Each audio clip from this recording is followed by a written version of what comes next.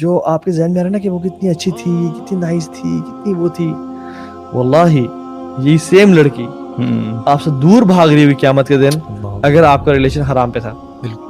قرآن کہتے ہیں الاخلاء یومئذ بعضهم لبعض عدو الا المتقین. الاخلاء یعنی بیسٹیز, قریبی دوست. یومئذ بعضهم لبعض عدو, عدو مینز سب سے بدترین اینیمی.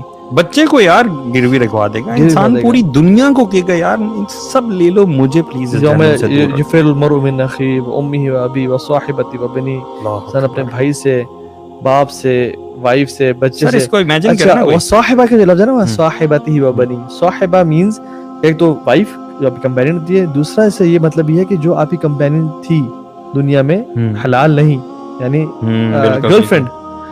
اللہ تعالیٰ کہہ رہے ہیں تم اسے بھاگ رہے ہو قیامت کے دن, اور کہہ رہے ہو کہ یا لیتنی اتخذت مع رسول سبیلا, کاش میں اللہ کے نبی کے راستے کو پکڑ لیتا. یا ویلتا لیتنی لم اتخذ فلانا خلیلا.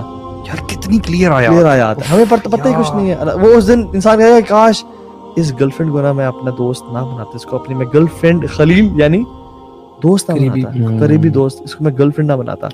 آج اس کی وجہ سے میں جہنم میں جا رہا ہوں. اور انسان خواہش کرے گا یا رب قرآن پڑھے نا, اس کو دگنا عذاب دے.